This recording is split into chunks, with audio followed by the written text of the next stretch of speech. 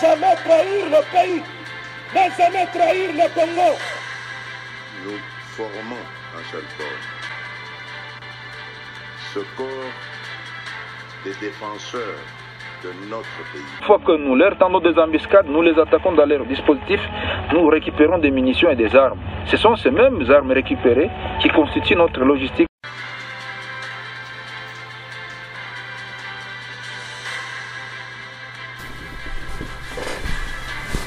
Bonsoir, bonsoir, bonjour, c'est Congo News 24. Bande Konanga, comme toujours avant de commencer notre émission, nous disons merci à Dieu. Nous disons merci à nos chers abonnés et téléspectateurs qui nous suivent partout dans le monde et en RDC. Bande Konanga, soyez les bienvenus. À la une, chers téléspectateurs, et Yindi Bande Kona Pretoria, Genève 2, nouvelle coalition, Congo Yamakasi, alors sans Martin Fayulu. Ezayako Yinda, Ezie Yindi, Montepeline, na Afrique du Sud. Deuxième point chez téléspectateurs. Oh, Balouake Yindi Bandeko. Kagame, leader à 1-23.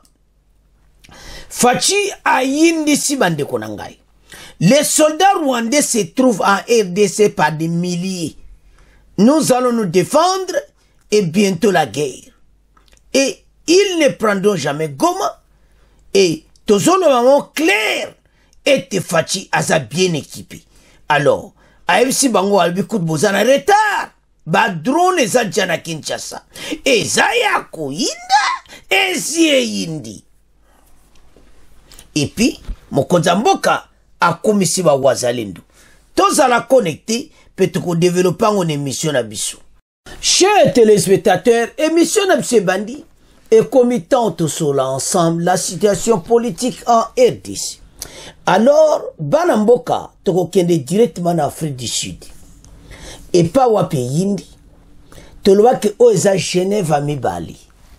Et puis, na ndenge to mona kibango, jamais bako sangana. Et maintenant, ba kabone en deux parties. Fayulu a quitté. Et puis, Bango ba tikale ensemble.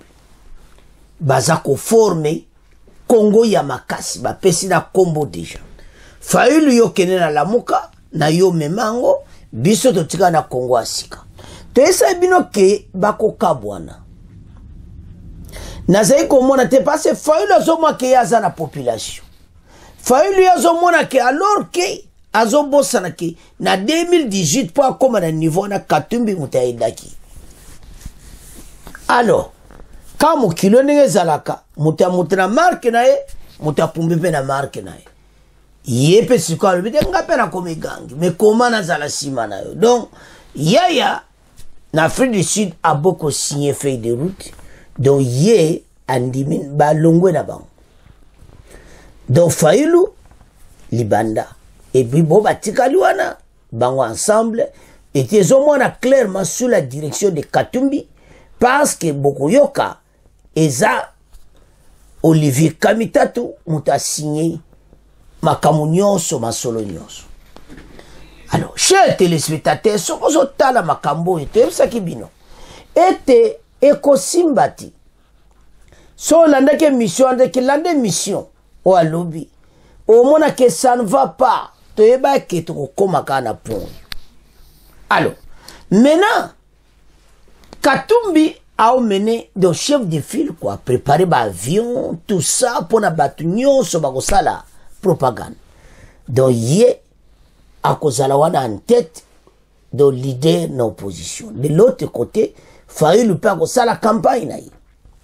Alors déjà zo mona ke baza divisé. Le kola ba divisé to yoka onke parce dia opposition ndenge zana Fayulu azano yaye bora bana ye Adolphe Muzito pas na batuna ye Frank Diongo pas na batuna ye donc au moins que des groupes mutamutuna batuna ye eza parce que bango nyonso basangana sima mutu moko to yebi bango. Alors bande kota bazaye ko loba ke bato eza difficile basangana ba congolais boake na doute la même monsieur lobby et ezaki vérité Parce que toyebi ba politiciens na biso. Ils sont là pour leurs propres intérêts. Bango makambo etali peuple a souffrir etali bangoti. Banamboka. L'air est grave. Sota la situation aboué. Non. Ezo salangana mawa. Na otala batoyo. Mais comment? Toujours vivre ndenge nini. Bozi opportunité bo sangana. Boye se opposition makasi. Fayu la monique te ye il faut benda na mat de pas ça a besoin ye moko azala lidi. Ya ontono ba ke monde boyo kanizati. Mboka oyo to tambola boiti. Fachi azaki prudent. Ya kusala union sacrée. Parce que pays n'a psengeza mawa trop. To sepela na ide wana parce que engeza net boy. Oya posé donc désordre. Et finalement ça va tourner au rond. Mais batiso ba sangani bazo défendre intérêt mboka. Tala. Bon mon Chine soka avancé bongo. C'est parce que bon on a niveau wa combat ça na parti communiste. Parce que avancer mboka na bango. Tala mukile como tala bango. La Chine. Donc les Américains ils ont les la bombe là produit. Donc c'est mboka na biso et comme na niveau makasi batou. Il faut bailler ba comment concentrer, de comment causer l'ensemble. Les gens baza trop yo kaka. Hein? Donc alingaza bon intérêt personnel. Motema mabe de tout ça. Ce n'est pas comme ça. Alors, maintenant, si vous avez une interview à Fatina, na RFI, ma kamboza minene. Tu vois, la deuxième fois, vous comme un Fatia lobby. Et ça grave, Fatia yindisi. Alors, si vous avez un Katumbi, à lobby que les sommes ont été à cause de Katumbi, il n'y a rien. Donc, rien à prendre. Donc, Katumbi, après cet exemple, Katumbi azawana depuis Kala. Mais Kolwezi, capitale à cuivre, et ça un aéroport. Fachi mutayo tonga aéroport na Kolwezi. Azola saba Congolais. Botala. Katumbi asala naze gouverneur wana. Nati osala aéroport à Kolwezi. Donc, biloko de zomwana clairement comment bato yo bakokite ko idemboka oyo pays oyo pues kenda avant bato il faut bayeba ko yeba ensemble ko conduire mboka. Alors totanga nenge yindi na Afrique du Sud na Pretoria Congo ya makasi contre Martin Fayulu ezaya ko yinda esie yindi ya mote peli na plateau makambo yindi ya Congo ya makasi. Ah, Genève 2, nouvelle coalition Congo Yamakasi. Sans Fayulu et Yindi à Pretoria. Oh là là! À l'issue des réunions tenues depuis lundi, sous l'égide de l'ITI et la fondation Kofi Annan, les représentants de Denis Mukwege, Delis Sanga, Moïse Katumbi et Matata Mponyo ont décidé de former une nouvelle coalition politique baptisée Congo Yamakasi. Cette coalition vise à désigner un candidat commun pour les élections présidentielles prévues le 20 décembre prochain. Au cours de ces travaux, les 4 délégations ont élaboré et adopté des documents portant sur la déclaration d'engagement de l'idée, le programme commun de la coalition ainsi que les critères de désignation du candidat commun pour la présidence. La signature de ces documents a été effectuée par Olivier Kamitatou pour le compte du candidat Moïse Katumbi, Jean-Pierre Mwongo pour Denis Mukwege Bangwana Nassé et Christian Lyongo pour le candidat Matata Mponyo. Présidentielle 2023, la nouvelle coalition électorale de l'opposition Congo Yamakasi se fera sans Martin Fayulu. D'après nos sources à Pretoria, le camp Fayulu représenté par Devos Kitoko n'a pas signé la feuille de route sur la candidature commune. Se dégagent deux tendances. 4. Mukwege Katumbi Matata Sesanga contre un Fayulu. Et Zayako Yinda et si Yindi Toyeb Sakibino. Bandeko, il y a quelque chose qui se passe à RDC. Foboye Bayango. Que pays na biso batu bayo kanakati. Mutamutazana besoin ya gâteau na yi. Yango bozoma na mboka ezonga. Tala, ndenge bomba sanganya ki. Fayulu asali erreur grave. Balinga ba avancer même ata ba bimite mais élection ngeza peno yo kakambutu mbutu mais ba division boy. Déjà on a 4 candidatures ensemble. Oyo baksi ba mususu donc match za mobulu. Alors Olivier Kamitatu a adressé ba dossier nana kogo zala vraiment candidat présidentiel de tozomona za Katumbi. Toza la clair. Donc Katumbi mutako simba masolo côté opposition a ozala comme leader. Hier à sa bonse ba avion a kopesa ba avion na bango nyonso donc ba private jet e ko yinda ga na Kinshasa. Donc moto ezopela. Alors bana mboka tala makamango ningeza to ebsa kibino te ko simba te Pretoria to komi na Genève 2 donc match oyo kake indi alors Fayulu a dégagé na ye et puis mutuna tinda ki devos kitoko a beaucoup signé document tala masola Pretoria totanga to avance siko ndenge to landi bana mboka to tangi to yoki. Nous avons dit ça que c'est difficile parmi ces candidats une candidature commune avec Martin Fayulu. Yazomona kepe aza ténor amunene Fayulu ténor donc et c'était un peu difficile. Et finalement nous avons raison. De Sakibino Fayulu abendani nae alobeza foko zomona ye akeko sala masolo nae mbamo bapesi kombo Kongo ya makasi Fayulu akena la Fayulu atala tika la muka nae batu nae sid alinko tika honte. Alors bana mboka te Sakibino ke ça ne va pas aller soki na otala bango nyonso nde bazali nandimité ba ozo échec parce que déjà groupe le 4 Katumbi wana Fayulu koto pe batu baza déjà divisé odu bata muzito odu ya oyodo ils seront éparpillés et les chefs de l'État a ozoanyos donc à sa favori mais ba français ba tuni albe pourquoi pas donc élection kozana ngoma kamba tricage ezati bango mon position ba yeki bazo tande baza divisé ba ogaye ndenge nini. Je vous donne un exemple. S'il y a 1000 candidats, ben va voter pour l'opposition. Bah c'est divisé. On a beaucoup voté Fachi. Bango a autant voté na voté, on a voté. Donc ils ont réparti cela un peu 250. Donc et Kabouani parmi les 4. Donc c'est l'autre on le au moins a clair mettez. Tout le monde qui opposition, ceux qui basanganité, ils ont boulevard pour les pour la président Félix, deuxième mandat. Et puis il en a besoin. À bon Samboka. Faut que ça bon opposition. Faut un an. À français même interview va tenir question. Alors.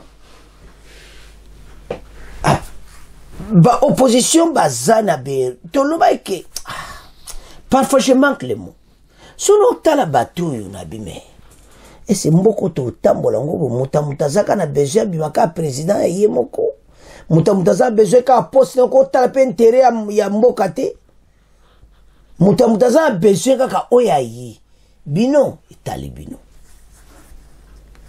et ce peuple là qui est derrière vous ils espèrent quelque chose mais oyo bakutika ko zoate parce beaucoup bimate bokabwani. Alors bana mboka match penandinge komi e komi na onka Fachi na Katumbi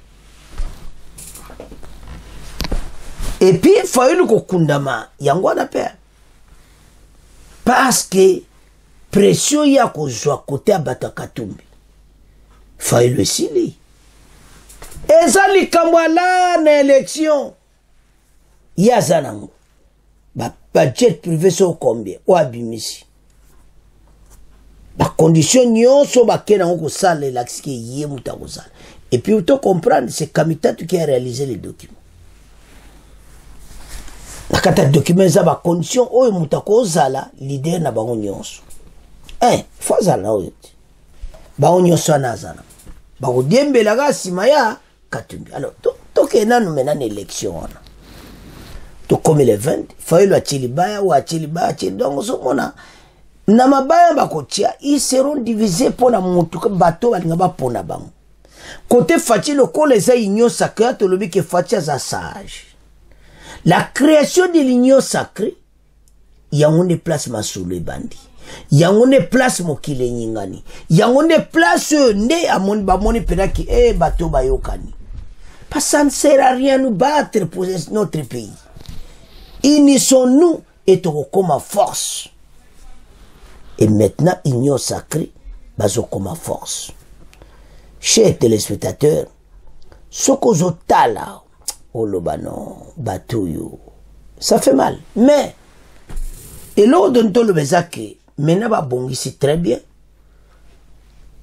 Ça dit la semaine prochaine, bako pona nani akozala parce que ça toujours na fondation Kofi Annan na ba onyoso pona nani batie ba condition nana koza leader ba onyoso o akoki na yango yo bakotia donc ezola ça clairement que ça sera Katumbi siko Katumbi a préparé à kosakana ti o baloba ko yinda na Fati. La question qu'on se pose, est-ce que Katumbi a kobima président de la République? Et belé bakoloba non. Bakamboze belé oyoye ezamo passe abima. Mais toujours découragé. Vas-y, bonne chance. Binona Fatima Solo et Banda. Fayulu eza erreur grave de se retirer de ces gens na bango parce que akorate bakamo belé. Kama kamusuta arate pena oyo parce que Katumbi a opesa na. Zomona, il fallait qu'on me quitte ça. Alors, maintenant, na bango nyonso, to zomona mutu ta ko diriger RDC.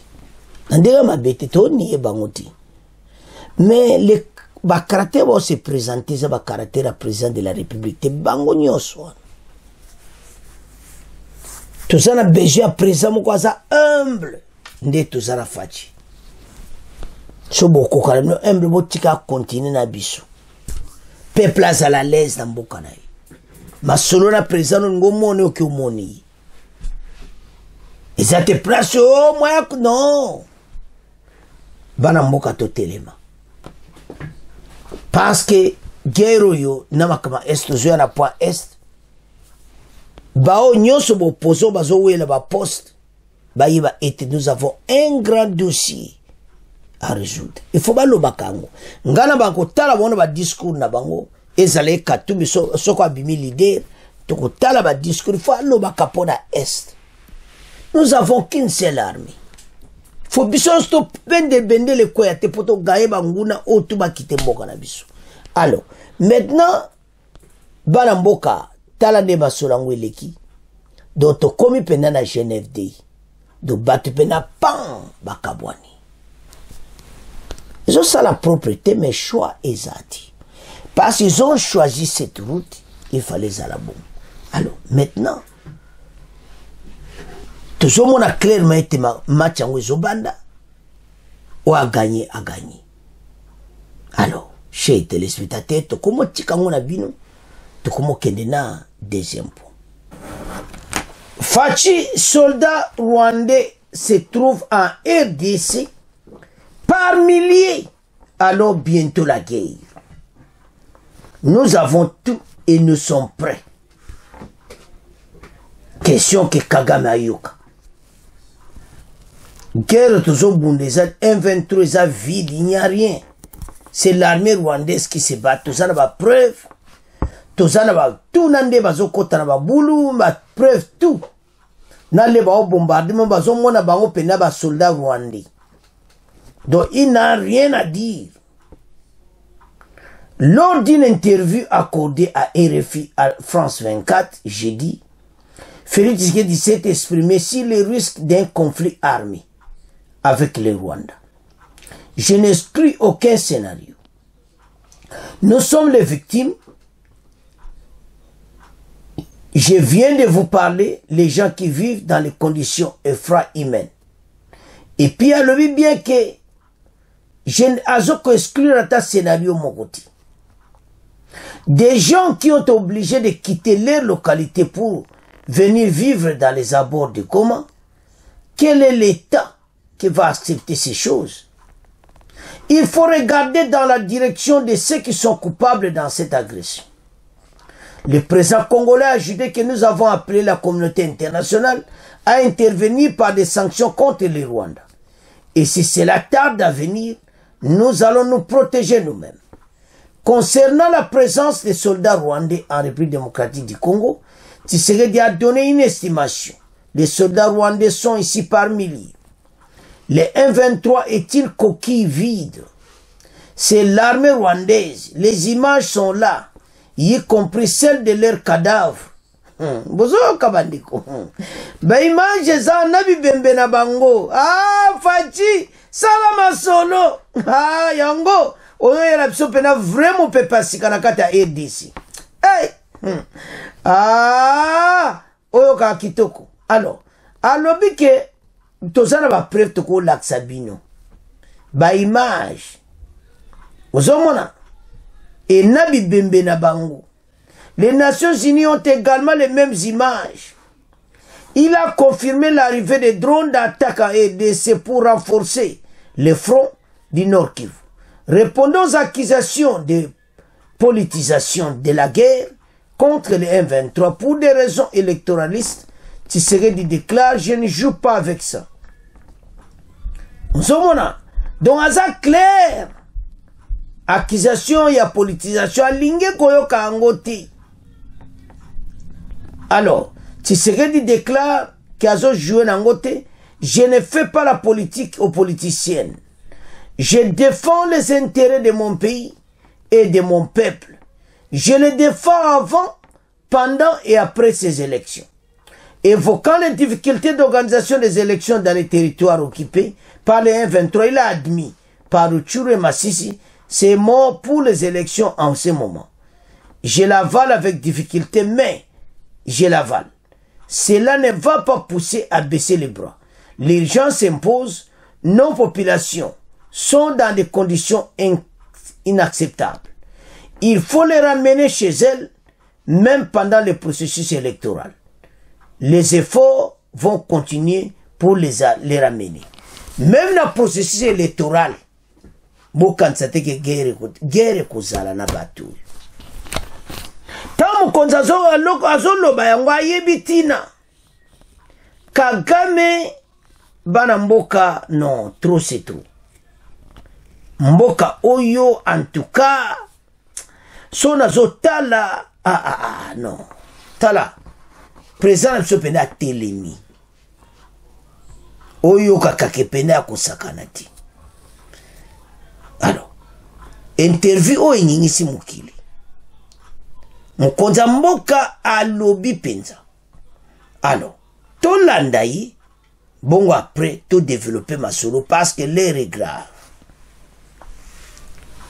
Des Nations Unies, Antonio Guterres, son envoyé spécial dans la région, ont parlé devant le Conseil de sécurité des Nations Unies et ils disent craindre une guerre directe entre le Rwanda et la RDC. Oui, mais à cause de qui? Les craintes sont là, d'accord. D'une mais guerre directe. À qui la faute? Donc nous sommes les victimes. Guerre, Monsieur le Président? Mais, moi, je n'exclus aucun scénario. Nous sommes les victimes. Donc on n'a pas regardé dans notre direction. Il faut regarder dans la direction de ceux qui sont coupables de cette agression, de cette situation. Et nous disons, après avoir appelé plusieurs fois la communauté internationale à intervenir par des sanctions contre le Rwanda, si celle-là tarde à venir, nous allons nous protéger nous-mêmes. Nous allons utiliser nos propres moyens pour nous défendre, défendre nos populations. Y compris les armes. À votre avis, comment est-ce qu'on pourrait faire autrement que par les armes? Combien de soldats rwandais, d'après vos informations, sont sur le sol congolais? Des milliers. Des milliers? Oui, ils sont là par milliers. Par milliers? Oui.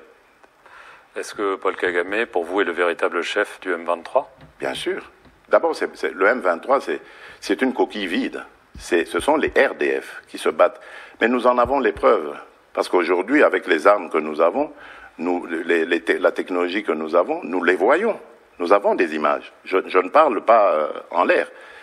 Je parle sur base de faits avérés. Les images sont là, et de leurs cadavres, et même lorsqu'ils s'amoncellent pour porter leurs attaques. Nous avons tout, et pas que nous. L'ONU, les Nations Unies, ils ont aussi les mêmes images. N'oubliez pas que la mission de la MONUSCO est encore à l'est du pays, à Goma. Début octobre, des milices patriotiques congolaises, les fameux Wazalendo, soutenus par votre armée, ont reconquis une partie du Massissi, notamment autour de Kitshanga. Mais depuis, le M23 a repris le terrain perdu. Il menace à nouveau les localités, les villes de Saké et bien sûr de Goma. C'est donc un échec? Ils ne prendront pas Goma. Retenez-le, ils ne prendront pas Goma. Pourquoi? Mais parce que il y aura une réplique de notre part.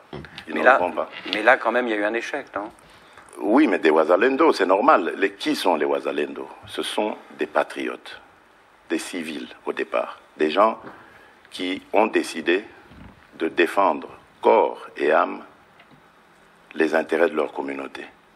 Parce que, en son temps, ils n'avaient pas confiance en l'armée. Ils ne pensaient pas que l'armée était capable de les protéger. Donc ils ont pris leur courage à deux mains et se sont engagés dans ce combat. C'est même héroïque. Là où les FRDC peuvent les soutenir, s'ils sont dans leur giron, l'ordre est donné pour que celles-ci les soutiennent. Mais je ne m'en cache pas, parce que ce n'est pas un crime qu'ils commettent. Ils défendent leur patrie, et avec raison, et courage. Mais pas Ce sont des héros, pas des criminels comme le M23 et les RDF du Rwanda. Alors, pour tenter de retourner la situation en votre faveur, vous avez aussi eu recours à des compagnies de sécurité occidentales, une française, Agemira, une roumaine, Congo Protection. Bien sûr, c'est pour renforcer les capacités. Ce sont des experts, attention, ce sont des experts qui sont eux-mêmes, qui ont eux-mêmes des carrières de forces spéciales, de commandos, etc., et dont la mission est de renforcer les capacités des forces de défense en situation réelle, sur terrain. En se battant? Ah, bien sûr, mais ils sont combien? Ils doivent être à nos côtés. Donc, ils sont combien, monsieur? 900? Par là, un bon millier peut-être. Ouais. Alors, quand il y a des sociétés de sécurité étrangères, ou que ce soit, qui viennent, qui se battent, qui sont nombreuses, on appelle ça des mercenaires. Quand vous appelez, qu'est-ce que vous appelez se battre? Parce que quand je vous dis, ils sont en situation réelle, ils sont sur le terrain, ils coachent. Est-ce qu'un coach de football, il joue avec son équipe? Et pourtant, il est sur le terrain, il voit ses joueurs jouer, il est là. Les joueurs sont là, en train de jouer, et lui, il coach. Ce sont des coachs, voilà. Pas des mercenaires. Mais non, ce ne sont pas des mercenaires. Ce ne sont pas des mercenaires. Vous avez aussi remis en état de marche une flotte d'avions et d'hélicoptères. Bien sûr, d'avions de chasse et d'hélicoptères armés, bien sûr. Vous attendez 3 drones chinois. Est-ce que vous comptez sur ces nouveaux moyens, ces renforts pour vous êtes bien renseigné, vous. Pour peut-être obtenir une victoire de prestige avant le rendez-vous électoral du 20 décembre? D'abord, nous ne les attendons pas. Ils sont déjà là, les drones. Ils sont là depuis quelque temps. Des drones d'attaque, hein? Bien sûr, mais qu'est-ce qu'il y a de mal là? Est-ce que vous comptez sur ces nouveaux moyens pour avoir une victoire militaire de prestige avant le 20 décembre? Je crois que je vous ai dit non, je ne joue pas avec ça. Moi, je ne fais pas de politique politicienne. Pas du tout. Moi, je défends les intérêts de mon pays et de mon peuple.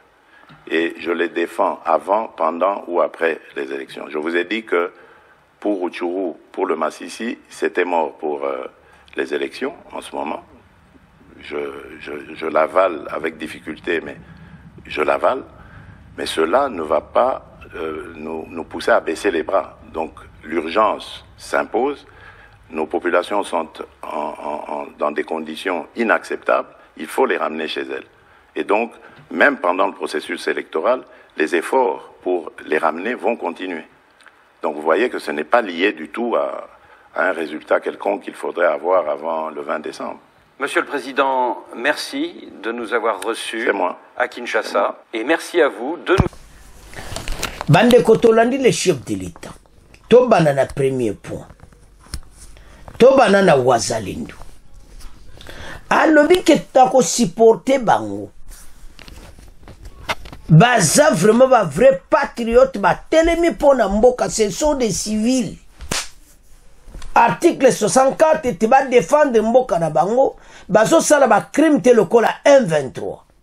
Ils sont là pour défendre leur pays. Fatia lobi na zono bon baza so ba komi ba yotake bon farde sa ko défendre bango.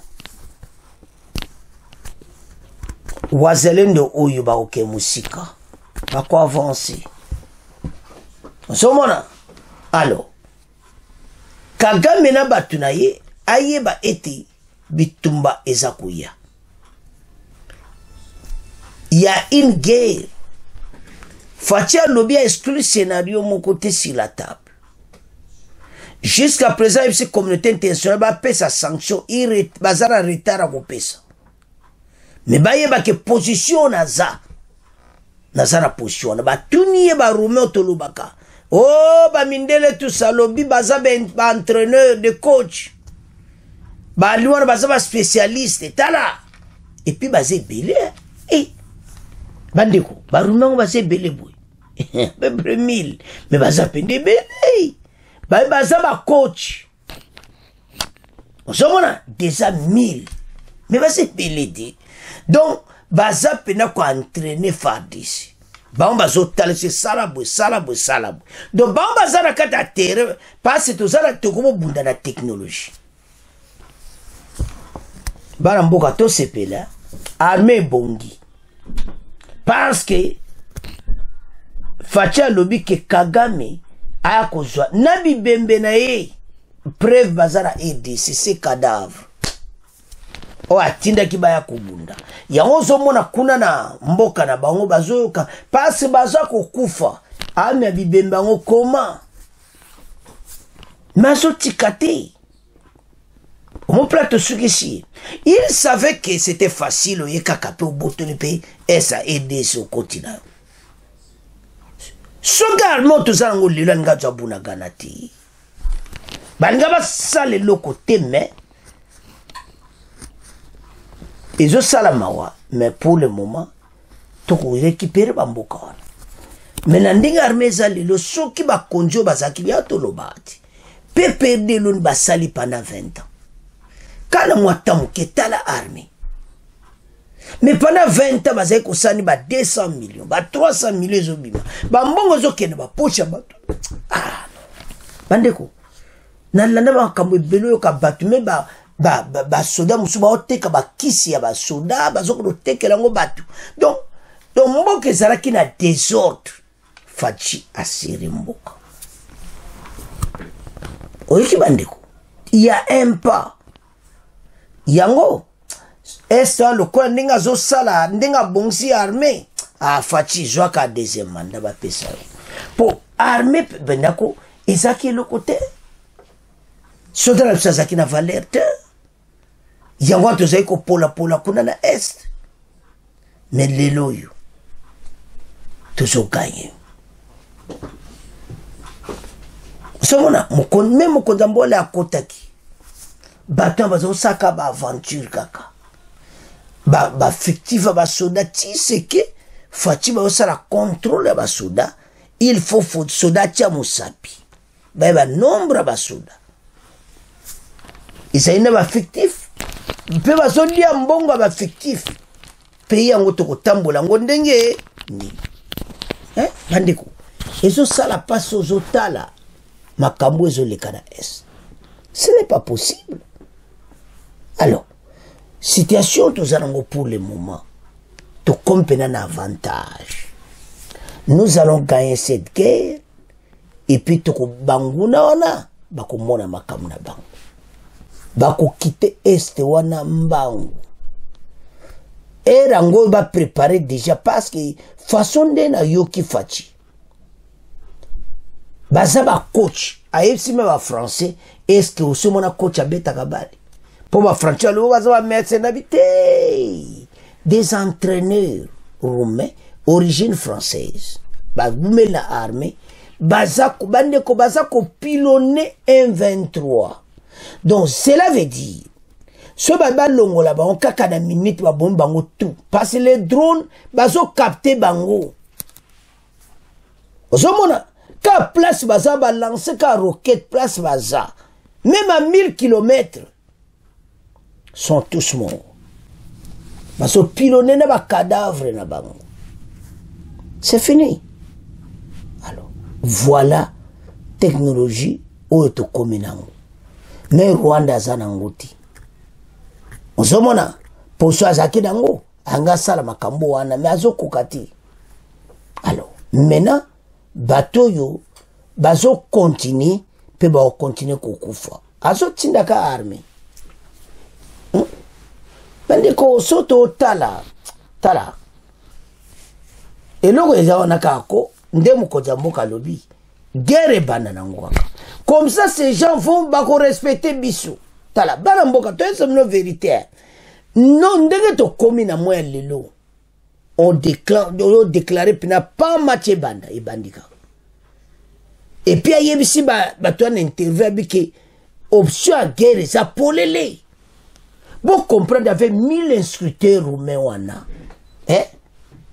mais to aussi ça bateau na ba drone wana parce que bango bazo diriger technologie na biso bazo l'accès armée na biso technologie wana ndemo konza mboka lui baza ba coach et comprendre siko que baza ko entraîner osomona ke to gagner penda do ma solo penda kitoko yana sa congolais place oza zala na fier que faire des sans sala musala kitoko pe to ko gagner Kagame alinga te victoire ezepa na biso pe ba ko quitter place wana MONUSCO ba cop na yo ko kufa na le 8 décembre kalate etika ba 2 semaines MONUSCO et assez au revoir MONUSCO ba ko préparer pe ba bagage na yo le 31 décembre kiti fatia lobi boy pona bande ko o ba ko voter te na Rutshuru na Masisi ayebisi bango que même pendant les élections tozong sabina na banda kuna bi et le makambo bili ça dit bitumbe zo continuer et ça te que to vote bitumbe ça dit to ko dégager bato to va récupérer ba territoire na tout